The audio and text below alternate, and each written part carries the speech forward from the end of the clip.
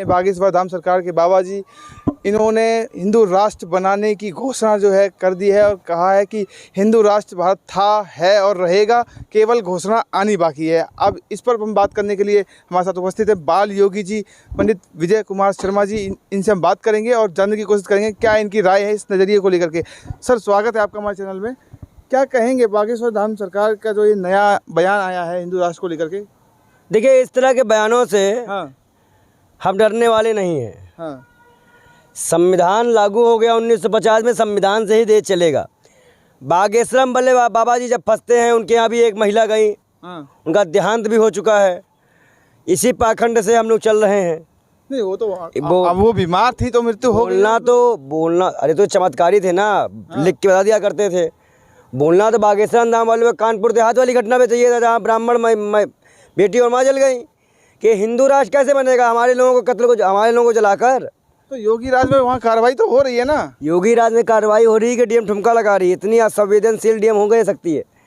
अब बागेश्वर बाबा जो है कभी भी हम लोगों के मुद्दे पर नहीं बोलेंगे। जहाँ से भाजपा से दलाली मिल जाती है वहाँ जरूर बोलेंगे। लेकिन उन्होंने कहा है ना कि मैं सभी धर्म का और संविधान का सम्मान करता हूँ। तो हिंदू राष्ट्र की मांग क्यों करते हैं फिर? संवैधानिक राष्ट्र है ना। हिंदू राष्ट्र अगर हो जाएगा तो क्या दिक्कत आएगी उससे? संवैधानिक राष्ट्र है तो क्या दिक्कत है? नहीं, आप ये बताइए, हिंदू राष्ट्र से परेशानी क्या है आपको? तो संवैधानिक राष्ट्र से परेशानी क्या है भाई? सब संविधान से देश चल रहा है, सबको बराबर का अधिकार है।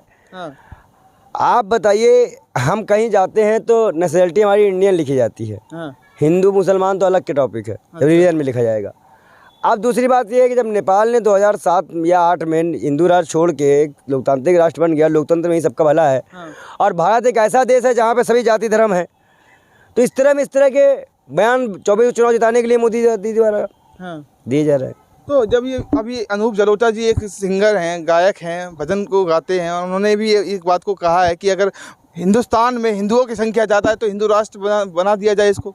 देखिए, एक चीज़ बता दें, उनको समझना चाहिए, भजन गायक हैं, भगवान श्री कृष्ण की भक्ति करते हैं, उनमें लील रहे हैं कि ये देश किसी के बाप से नहीं चलेगा, संविधान से चलेगा। तो जिसकी संख्या ज़्यादा है तो उसके नाम से राष्ट्र बन जाएगा। तो देखिए, संख्या ज़्यादा वाला काम नहीं होता है यहाँ पे जितने भी लोग रहते हैं सब बराबर, सब रहते हैं आराम और भाईचारे से रहते हैं। हम एक राष्ट्र नहीं चाहते, एक कपड़े का हिंदू राष्ट्र में भाईचारा का खराब हो जाएगा। एक कपड़े का वर्चस्व नहीं चाहते, हम तिरंगा दिए हैं, तिरंगा चाहते हैं। तो आप भी तो बताइए, हिंदू राष्ट्र में भाईचारा क्या खराब हो जाएगा? अभी नहीं है तो कितनी खराब है, देख लीजिए। अभी भाईचारा है ना। कहाँ भाई? सरकार में देखो भाईचारा बढ़ता चला जा रहा है। आप देखिए, मोहन भागवत जी भी भाईचारा बना रहे हैं, मोदी सरकार भी बना रही है। अब बहरे मत होना, सुनना, बीजेपी संसद ने जब मुसलमानों का बाइकआउट किया था तब भाईचारा बना किया था। कालीचरण ने जो बयान दिया था वो भाईचारा बनाने दिया गया। अभी धर्म संसद लगाई गई, वो भाईचारा था? नमूने हो क्या, जोकर हो? बताओ, भाईचारा लगा था ना? मर्यादित भाषा। आप बताइए, आप लोग नमूनों की तरह जाते हो, इंटरव्यू करते हो। अभी संसद लगाई थी ना जंतर मंतर में, क्या कहा गया कि मैं 80 खून कर चुका हूँ, मुझे सेंचुरी पार करनी। इस तरह के बयान दिए जा रहे हैं। अब आप कह रहे भाईचारा है, आपको दिखाई नहीं दे रहा है। और ये मुद्दा सिर्फ अडानी को छुपाने के लिए है। अडानी को छुपाने के लिए ये मुद्दा कहाँ से आ गया? ये तो अडानी जी को अगर झटका लगा है तो उससे इस मुद्दे का क्या लेना देना है? ये अडानी को बचाने की साजिश है। अगर अडानी की ढंग से जांच हो जाए तो नरेंद्र मोदी पहला प्रधानमंत्री होगा जो जेल जाएगा। आपके चैनल में बोल रहा हूँ, नरेंद्र मोदी पहला ऐसा प्रधानमंत्री होगा जो जेल जाएगा। तो सत्ता का जो है पार्लियामेंट में देख लो, लगातार सवाल उठ रहे हैं। मोदी जी भी बोल तो रहे हैं। जरा सा कुदरत ने क्या नवाजा, जरा से कुदरत ने क्या नवाजा, आके बैठ गए हैं पहली सब में। इनका ये लहजा बता रहा है इनकी हुकूमत नई है। तो नई हुकूमत करने वाले क्या ही जाने देश के बारे में। तो जनता की सेवा कर रहे हैं, मोदी सरकार जनता की सेवा में लगी हुई है। आप बताइए, 1200 रुपये 300 का सिलेंडर 1200 में करने के बाद कौन सी सेवा हो गई? मेहनताना भी तो बढ़ रहा है। कहाँ में फिर वही फर्जी वाली बात कर रहे हो तुम? आपको मेहनताना जो लोगों का बढ़ रहा दिखाई नहीं दे रहा। आपने एनसीआरबी की रिपोर्ट पढ़ी ना, आपने आपके रिजर्व बैंक की रिपोर्ट पढ़ी ना, आपने वित्त मंत्रालय की रिपोर्ट पढ़ी। पढ़ा लिखा करो, थोड़ा पढ़ लिख के होमवर्क करके आया करो। हम तो पढ़ के आए हैं, आपको बता रहे हैं। इसमें बताओ कितने % जॉब क्रिएशन की बात हुई, फार्मर इंक्रीजिंग अर्निंग की बात हुई, या महिला वुमेन एम्प्लॉयमेंट की बात हुई? आप ये देखिए, डिफेंस के मामले में हमारा भारत देश जो है अब लोगों को एक्सपोर्ट भी करता है प्रोडक्ट। इससे पहले भी करता था, पता कराइए। ये कोई नई बात नहीं होती कि आज ही कर रहा है, इससे पहले भी होता आया, लेकिन आप लोग ध्यान नहीं देते। मोबाइल फ़ोन चलाते हैं आप? मोबाइल बोला, सही बताओ, मुझे नहीं दिया है। नहीं आप बताइए, नंबर भी दिया है। मोबाइल फोन चलाते हैं अच्छा, आप? ये बताओ, आप बताइए मोबाइल फोन मैं चलाते पूछ रहा हूँ 2014 के पहले पत्ते पहना करते थे क्या? हैं? नहीं आप ये बताइए, मोबाइल फोन आप यूज करते हैं कि नहीं, ये बताइए बस। कौन नहीं यूज करता? हाँ, तो मोबाइल फोन के प्रोडक्ट के मामले में भारत जो है अव्वल तरीके पे ऊपर आ गया है। मैं क्या कह रहा हूँ आपसे, इससे पहले नहीं था। अरे आपको जो डाटा अगर आप चेक करोगे तो आप शुरुआत से लेके आओगे कि भाई अगर इतनी चीज़ है तो अनएम्प्लॉयमेंट बढ़ी कैसे, बेरोजगारी बढ़ी कैसे? विकास दर बढ़ रही है भारत की मोदी सरकार में। वो देखिए, प्रति व्यक्ति आए देख लेंगे तो समझ में आ जाएगा आपको। हाँ। ये बकवास बातें करना बंद कर दीजिए, ये बकवास बातें। भारत का विकास हो रहा है तो आपको आपत्ति हो रही है। हम कह रहे हैं ताई जो है तेजाब से मुँह धुले, बेरोजगारी देखकर तेजाब से मुँह धुले, महंगाई देखकर तेजाब से मुँह धुले। जो कानपुर में बेटी और माँ के साथ हुआ, तेजाब से मुँह धुले तेजाब से मुँह। सरकार ने एक्शन लिया तो है वहाँ। वो विषय बात का रहेगा। सरकार ने कैसे, वो ठुमका लगाने वाले में हम समझ गए थे।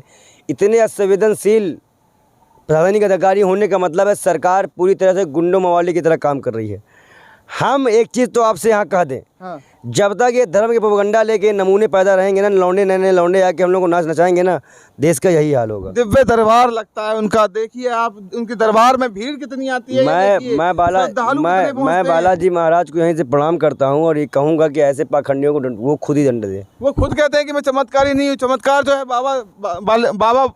बाबा जी का है, बालेश्वर बाबा। वो वक्त बताएगा कौन बालाजी का चमत्कार को मुझे लग रहा है तिरस्कार कर रहे हैं उनका। मैं देखिए, मैं इंसान हूँ। हाँ। और एक अपने महाकाल का भक्त हूँ। हाँ। हमें ये पाखंड में नहीं पढ़ना, जिसको पढ़ना वो पढ़ता रहे। आपकी अगर महाकाल के प्रति श्रद्धा है तो जो आप ये देखिए ना कि बालाजी की श्रद्धा को लेकर के लोग श्रद्धालु वहाँ पहुँचते हैं दरबार में, उनकी समस्या का समाधान हो जाता है, उनकी परेशानियों का हल हो जाता है। निर्मल बाबा, आसाराम भी जैसे और राम रहीम जैसे भी होते थे। हाँ। आगे देखिए होता है क्या। तो क्या लग रहा है, हिंदू राष्ट्र से अगर देश बन जाएगा तो उससे क्या कुछ परेशानी आ जाएगी भारत को? संवैधानिक राष्ट्र है, संवैधानिक राष्ट्र बनेगा। हाँ। आप देखिएगा, संविधान से चल रहा है, ये तो आपको भी पता है। हम महंगाई, भ्रष्टाचार, बेरोजगारी की बात करेंगे, हम हिंदू राष्ट्र मुसलमान राष्ट्र की बात नहीं करेंगे। बहुत बहुत धन्यवाद। आप ये देखिए, जनतंत्र की बात करें या लोकतंत्र की बात करें, संविधान में इनको लेकर के कई बार बदलाव किया है, तो आपको लगता नहीं कि अब दोबारा बदलाव होगा तो कोई परेशानी है? वो वक्त देखेगा, बदलाव नहीं होना दिया जाएगा। अच्छा। हम एक साथ थे, एक साथ हैं। हम एक टैग देकर अपने आप को बंटवारे की लाइन में नहीं डालेंगे, सीधी बात है। तो ये आप ये बताइए, एक जो 2024 का चुनाव है उसको लेकर के कोई सरकार क्या प्रोपगेंडा लेके आई है? हो सकता है, क्योंकि अभी अडानी बचाने के लिए रामदेव को उतार दिया गया। अडानी को बचाने के लिए मोदी सरकार क्यों उतर के आएगी? जब जैन मुनि को उतार दिया गया मदनी की खिलाफत करने के लिए, और जो कि जैन मुनि जैन धर्म से हैं, तो आप समझिए किसी को पैसा लेके उतर सकता है, वो वक्त बताएगा। लेकिन एक चीज़ मैं यहाँ कह दूँ, प्रधानमंत्री जी को देश से माफ़ी मांगनी चाहिए। क्यों प्रधानमंत्री जी को क्यों माफी मांगनी चाहिए? सुनिए तो, थोड़ा सा हड़बड़ाइए, सुनिए।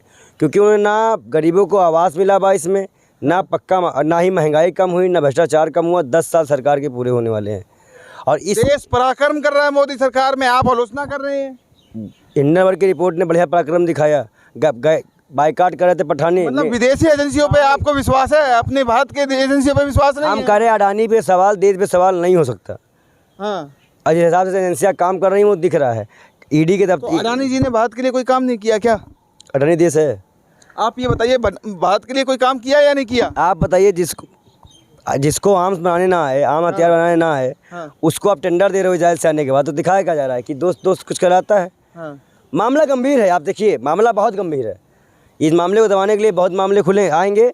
और मैं एक बात यहाँ और कह दूँ कि जिस प्रकार से मकान तोड़ने की लगातार प्रशासनिक कार्रवाई होती आई है, हम सुप्रीम कोर्ट से कहेंगे कि मकान तोड़ने को लेकर कोई नियम कानून बनाए और जिनके मकान जहाँ पे हैं, जब तक उसको मकान न मिल जाए, मकान न तोड़े जाए।